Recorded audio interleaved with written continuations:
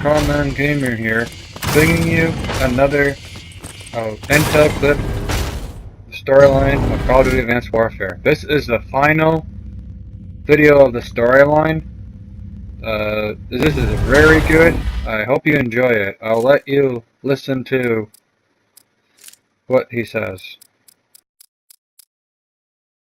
On days like these, it's hard to remember what progress looks like. Billions of dollars, years of research. The human body is not a machine that we can simply rebuild. Tissue damage takes time to heal. Cells take time to grow. We are mortal creatures, and time is never our friend. We've successfully accelerated the growth process, but the cells are unable to sustain themselves after a certain period. Nevertheless, Danois continues to be a valuable asset. Without Danois, Manticore would have died at the developmental stage. Disloyalty? There is no greater crime. There is no punishment harsh enough. They must have recruited Mitchell. I saw something in him, something you rarely see in a man. A leader. Something of myself, maybe. A man who can follow blindly, yet still think for himself. Will had to strike out on his own. Disloyal? I used to think so. But maybe I was wrong. I like to think Will would have come back into the fold, given time.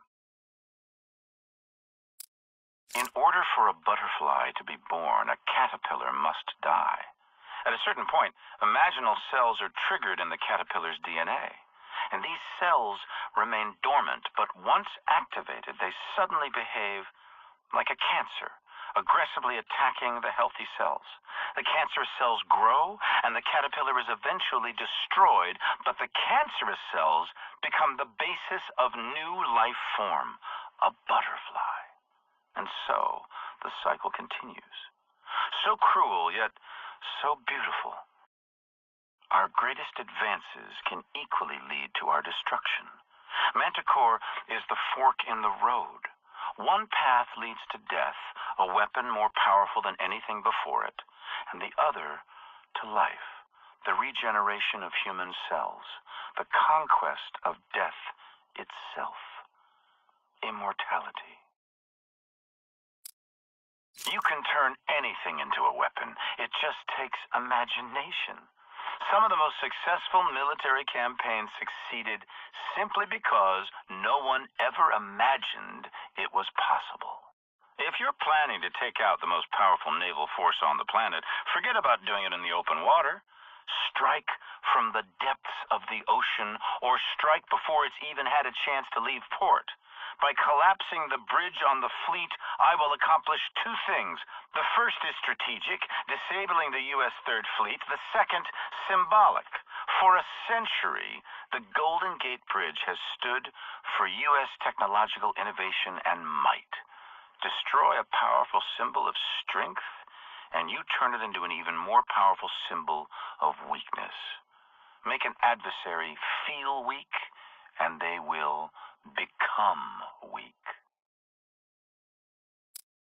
A cowardly act of terrorism? Who the hell are they kidding? I went up against the largest naval fleet to ever sail the oceans with a small company of highly skilled and highly motivated special operatives, and won. They can spin it 1,000 different ways, but the images speak for themselves. Cowardly? No. I stand by my actions. Terrorism? Most certainly. If your actions do not inspire fear and terror in the hearts of your adversary, then you have no business waging war. The attack came as I predicted it would. In forcing them to react, they reacted foolishly because they are powerless to respond in any other way. An affront to their power is an affront to their very existence, but their show of strength, might, and resolve will merely expose their complete impotence. Power? They have no real power. They have propaganda. They have resources. They have committees and budgets, votes and vetoes, propositions and tabled amendments, all useless. Tomorrow If we wake up at all, we will wake up to a new dawn, and that's when the real work begins.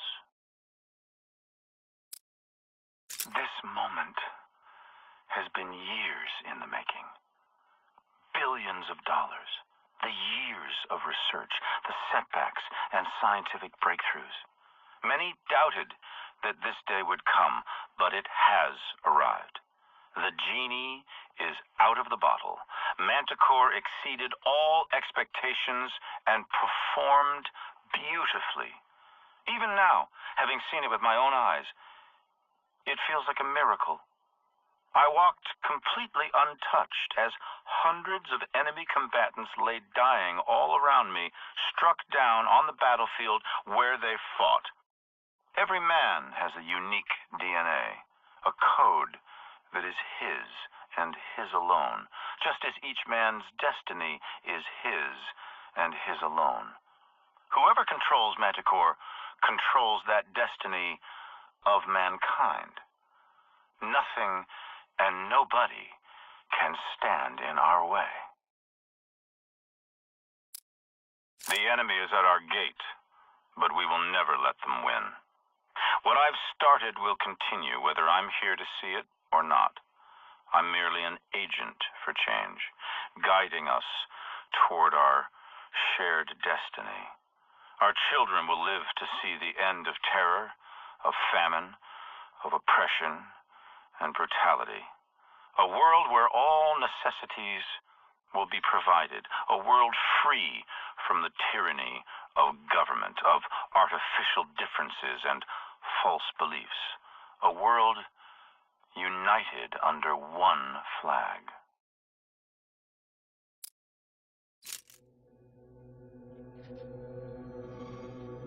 Democracy? Democracy.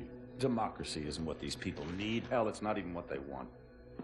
America's been running around the globe trying to install democracies in nation after nation for a century, and it hasn't worked one time. Now, why do you think that is? Because these countries don't have the most basic building blocks necessary to support a democracy. Little things like we ought to be tolerant of those who disagree with us, or we ought to be tolerant of those who worship a different god than us, or that a journalist ought to be able to disagree with a fucking president. And you think you can walk into this country based on fundamentalist religious principles, drop a couple of bombs, topple a dictator, and start a democracy? Give me a break. People don't want freedom. They want rules, boundaries, protections from invaders and from themselves. People need a leader who can both provide the constraints and the support to keep chaos at bay. And you give them that, and they'll follow. And that's where I come in.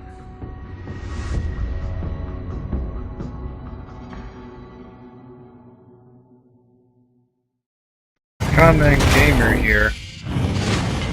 I really do not agree with this guy. Democracy does work in certain parts of the world, but like in Canada, it works. I do not want rules and people telling me what to do and what to think and what to do. I want freedom. Not what this guy said. I would definitely not want to work for this guy. He's some crazy dictator. I would never want to work for this Atlas guy. Well, this is Common Gamer, signing off. This is the last video. I hope you enjoyed my videos.